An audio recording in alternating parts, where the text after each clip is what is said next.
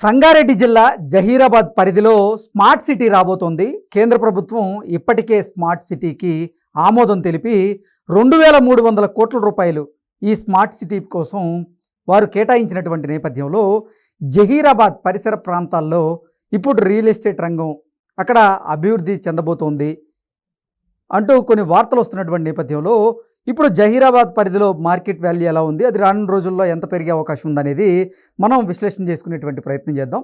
ప్రస్తుతం మనతో పాటు ఉన్నారు రియల్ ఎస్టేట్ రంగంలో సుదీర్ఘమైనటువంటి అనుభవం కలిగినటువంటి ప్రముఖ real estate expert Nandi Rameshwar Rao గారు. వారితో మాట్లాడదాం.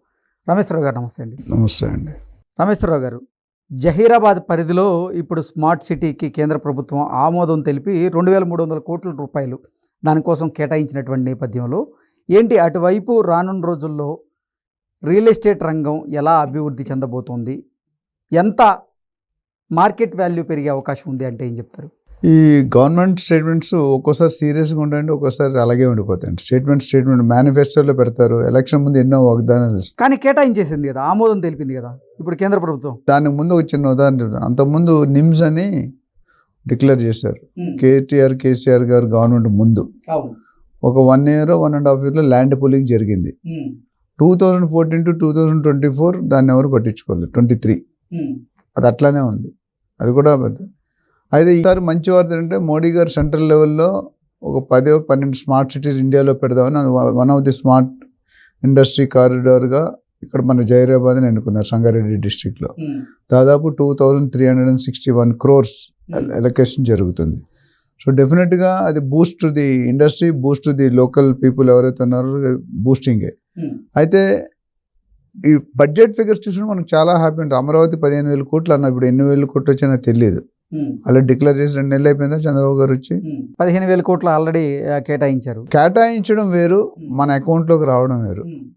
అదేవిధంగా ఇక్కడ ఏంటంటే ఇప్పుడున్న గవర్నమెంట్ అయితే state government versus central government మంచి సంబంధాలతో అన్నాడు. అంతకుముందు గ్యాప్ వచ్చింది. కేసీఆర్ గారు ఉన్నప్పుడు సెకండ్ టర్మ్లో సెంట్రల్తో అంత మంచి చూపించుకోవడాలు జరగలేదు, ర్యాపో లేదు. కొద్దిగా RRR కానీ స్టేట్కి రావాల్సిన నిధులు కానీ ఓటాలు కానీ కొద్దిగా మందగా ఇచ్చాయని చెప్పొచ్చు.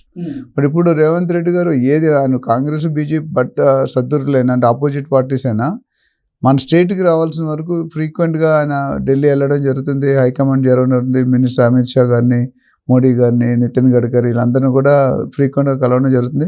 సమ్ యాక్టివిటీస్ RRRకి నేషనల్ హైవే. సో జహీరాబాద్ అనేది ఇప్పుడు ఎందుకంటే ఎంప్లాయ్మెంట్ చాలా ఇంపార్టెంట్ అండి మన ఇండియాకి కానీ, ఆంధ్రాకి కానీ, తెలంగాణ కానీ. ఎంప్లాయ్మెంట్ ఉంటేనే మీరు బతకగలుగుతారు. గవర్నమెంట్ జాబులు అందరికీ రావండి. ఒక్క పోస్ట్ ఉంటే 1000 మంది అప్లై చేస్తున్నారు, 999 రిజెక్షన్ అవుతున్నారు. సో ఈ నేపథ్యంలో మీరు ఎంతవరకు పాసిబుల్ అనేది మీరు చూసుకోండి. బట్ ఈ 2300 అని పెట్టడం అనేది చాలా పెద్ద మొత్తం. ఇండియా మొత్తానికి 25,000 కోట్లు అంత కేటాయించారు ఈ 12 స్మార్ట్ సిటీలకి.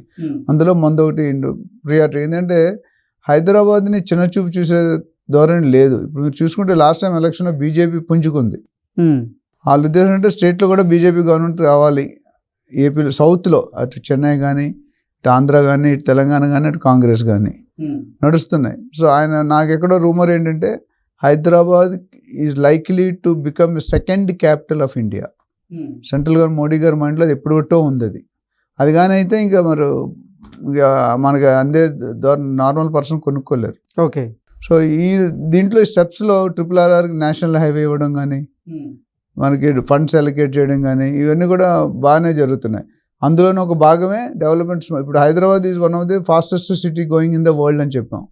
సో దానికి కావాలంటే ఇవన్నీ కూడా పారామీటర్స్ ఉంటాయి. ఫర్ ఎగ్జాంపుల్ రియల్ ఎస్టేట్లో IGBC అని ఉంది, ఇండియన్ గ్రీన్ బిల్డింగ్. ఆ పర్మిషన్లో సిల్వర్, గోల్డ్, డైమండ్, ప్లాటినం ఈ 4 రకాలు. అవి రావాలంటే 150 పారామీటర్లు ఓకే చేయాలి. అంటే కాలుష్యం ఫ్రీ, 100% పొల్యూషన్ ఫ్రీ కన్స్ట్రక్షన్లో ఉండాలి సిటీ మొత్తం. అదేవిధంగా జహీరాబాద్లో ఇండస్ట్రీ ఆల్మోస్ట్ మెయిన్ సిటీ నుండి 100 కిలోమీటర్ ఉంటుంది జహీరాబాద్ అని. 100 కిలోమీటర్ కూడా విస్తరణ అయితే అక్కడ ఆ ఏరియా మళ్ళీ చుట్టూ డెవలప్ అయిపోతుంది. ఇప్పుడైనా మీరు చూడండి, ఒకప్పుడు శంషాబాద్ అంటే ఎవరికి తెలియదు, శంషాబాద్ తెలియదు. ఇప్పుడు శంషాబాద్ దగ్గర 2 లక్షల జాగా, గజం జాగా 2-2.5 లక్షలు అవుతుంది. ఎవరైనా ఊహించారా? ఇందాక మీకు మురళీమోహన్ గారి ఎగ్జాంపుల్ చెప్పాను, జూబ్లీ ఎన్క్లేవ్ అని. సో జహీరాబాద్లో ఎప్పుడైతే డిక్లేర్ చేశారో కొద్దిగా పెరుగుతుంది అండి. అంటే ఉన్న రేట్ 10-20% పెరుగుతుంది. ఒకసారి యాక్షన్ స్టార్ట్ అయినప్పుడు ఇంకో 10-20% పెరుగుతుంది. సో రానున్న 5-10 అది ప్రోగ్రెస్ బట్టి రానున్న 5-10 సంవత్సరాల్లో అక్కడ టేక్ ఆఫ్ అవుతుంది రియల్ ఎస్టేట్. ఎవరైనా లాంగ్ టర్మ్ ఇన్వెస్ట్మెంట్ కొనుక్కోవాలనుకుంటే మాత్రం ఇన్వెస్ట్ చేసుకోవడానికి మంచి సమయం ఇది. అయితే కొద్దిగా వెయిట్ అండ్ వాచ్ చేయమంటారు. కొద్దిగా అసలు యాక్షన్ స్టార్ట్ అండి. స్టేట్మెంట్లో మనం ఎక్సైట్ అవ్వకూడదు. ఇప్పుడు మనకి pharma city, electronic city, fab city చాలా ఇవి కూడా పూర్తి స్థాయిలో రాలేదు. మధ్యలో డిస్టర్బెన్స్ వస్తున్నాయి మళ్ళీ. సో కొద్దిగా యాక్టివిటీ నేను అదేవిధంగా విజయవాడ హైవే కూడా చెప్పాను, ఈస్ట్ వైపు కూడా డెవలప్ చేస్తానని. ఇప్పుడు పెట్టుకుంటే ఈస్ట్ 8 to 10 years పడుతుంది. తెలంగాణలో బొంబాయి హైవే, బెంగళూరు హైవే పెట్టుకుంటే 5 సంవత్సరాలు డబుల్ అవుతుంది. మీ ఇష్టం. ఇప్పుడు ఏపీ సెటిలర్స్ అయితే అక్కడే కొనుక్కుంటారు అమరావతిలో. ఇప్పుడు అమరావతిలో కూడా పెట్టుకున్న ఇమీడియట్ గ్రోత్ అవ్వడానికి ఛాన్సులు లేవు. ఎందుకు? Amaravati is yet to be build. Amaravati to be developed, Hyderabad developing, America developed. So ఆ స్టేజ్ బట్టి మారిపోతుంది. ఆ డెవలప్డ్ డెవలపింగ్ అనే స్టేజ్ చాలా మీనింగ్ ఉంటుంది. సో స్మార్ట్ సిటీ రావడం లేటెస్ట్ టెక్నాలజీతో, లేటెస్ట్ ల్యాండ్స్కేపింగ్, లేటెస్ట్ ఆర్కిటెక్చర్తో వస్తుంది.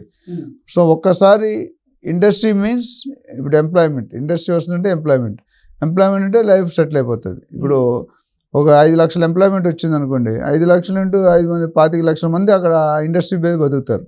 ప్రతి ఇండస్ట్రీ ఏరియా మీరు చూసుకుంటే అంతే ఉంది. సో ఓవరాల్గా గవర్నమెంట్ ఈజ్ హెడింగ్ అంటే 100 కాదు 100 కిలోమీటర్ పైన కూడా డెవలప్ అవుతున్న సంకేతాలు అయితే వెళ్తున్నాయి మనకి. ఇప్పటి వరకు 50 వరకు ఫుల్గా డెవలప్ అయిపోయింది. 50 దాటి 100 ఆల్రెడీ మీరు చూసుకుంటే ముంబై హైవేలో ఏమొస్తాయి మీకు? గచ్చిబౌలి వస్తుంది, కోకాపేట్, నియోపోలిస్, తెల్లాపూర్, కొల్లూరు, పటాన్చెరు, ఇస్నాపూర్, పటాన్చెరు, ఐఐటి కంది, సంగారెడ్డి, రుద్రారం, పెద్దాపూర్, అవన్నీ కూడా అటు వచ్చేస్తాయి. సో అంతవరకు స్ట్రెచ్ అయిపోయింది సిటీ ఆల్మోస్ట్. ఇప్పుడు దాని బియాండ్ వెళ్తున్నాం మనం. జైరాబాద్ అంటే ఇంకా సదాశివపేట, ఎంఆర్ఎఫ్, అపోలోటరీ అన్ని ఇండస్ట్రీ ఉన్నాయి. ఇది కాకుండా ఇంకా దాన్ని మించి వెళ్తుంది జైరాబాద్ అంటే. అక్కడ ఏదో ఫార్మా కంపెనీలు కూడా రాబోతున్నట్లుగా సమాచారం ఉన్నాయండి. పెద్ద పెద్ద ఇప్పుడు నాకు తెలిసిన 3-4 పేరు, ఎంఎస్ఎన్ ఫార్మా కానీ, అరబిందో కానీ, నాటో కానీ ఎస్టాబ్లిష్, హెట్రో కానీ అన్ని ఎస్టాబ్లిష్. అంటే జహీరాబాద్ పరిధిలో ఉన్నాయి ఇవన్నీ వచ్చావు. ఇప్పుడు ఎంఎస్ఎన్ ఫార్మా అయితే 3-4 ఆఫీసులు ఓన్లీ బెంగళూరు హైవే, ముంబై హైవేలో ఉన్నాయండి. ఆల్రెడీ పెద్ద ఎస్టాబ్లిష్డ్ కంపెనీస్ అవి. ఓకే. సో రానున్న ప్రశ్న కూడా ఇప్పుడు ఎందుకంటే pharma clusters, pharma villages maybe జైరాబాద్లో వచ్చే అవకాశం, జైరాబాద్ ఒకటి, వికారాబాద్ ఒకటి, ఇట్లా వచ్చే అవకాశాలు పుష్కలంగా కనిపిస్తున్నాయి. అంటే ఫార్మా ఇండస్ట్రీస్ ఎక్కడైతే ఉంటాయో అక్కడ ఈ రియల్ ఎస్టేట్ రంగం అనేది అంతగా అభివృద్ధి చెందదు అనేటువంటి వాదనలు కూడా ఉన్నాయి. ఏంటి నిజంగా ఫార్మా ఇండస్ట్రీస్ కనుక అక్కడ ఉంటే రియల్ ఎస్టేట్ రంగం వృద్ధి చెందుతుందా రానున్న రోజుల్లో అంటే ఏం చెప్తారు? ఇప్పుడు ఆ ప్రాంతం బెంగళూరు హైవేలో ఎంఎస్ఎన్ ఫార్మా దాని చుట్టూ కూడా వెంచర్లు ఉన్నాయి. అయితే ఇక్కడ 2 ఉన్నాయండి. ఫార్మాలో 2 రంగాలు ఉన్నాయి. ఒకటి పొల్యూషన్ క్రియేట్ చేసే బల్క్ డ్రగ్స్, ఇంకోటి నార్మల్ అండి, అది పొల్యూషన్ క్రియేట్ కాదు. పొల్యూషన్ క్రియేట్ కానీ రియల్ ఎస్టేట్ నీళ్ళు ఇప్పుడు పటాన్చెరు అనేది ఫుల్లీ పొల్యూటెడ్. ఇండస్ట్రీస్ అన్ని కెమికల్, టాటాస్, వరల్డ్ అవన్నీ ఉండేవి, fully polluted. So fully polluted అన్నప్పుడు అక్కడ నీళ్లు కలుషితం అయితే ఆరోగ్యం దెబ్బతింటుంది. ఇప్పుడు రేవంత్ రెడ్డి గారు ఫార్మా సిటీని ఎందుకు షిఫ్ట్ చేసిన? మొత్తం ఏం షిఫ్ట్ చేయట్లే.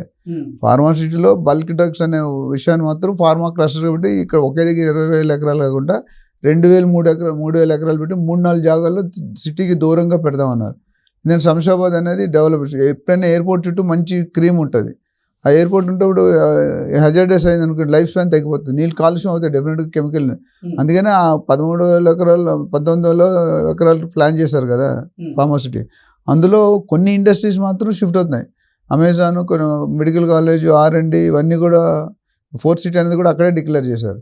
సో ఈ ఫార్మా క్లస్టర్స్, ఫార్మా విలేజెస్ సిటీకి డెఫినెట్గా దూరం ఉంటుంది. అక్కడ ఒక జోన్ ఉంటుంది. ఆ పర్టికులర్ ఇప్పుడు బఫర్ జోన్కి ఎట్లయితే మనం 10 కిలోమీటర్ కట్టకూడదు, ఇండస్ట్రీ జోన్ కూడా ఒక డిస్టెన్స్ మెయింటైన్ చేసి రెసిడెన్షియల్ లేఅవుట్స్ వేస్తారు.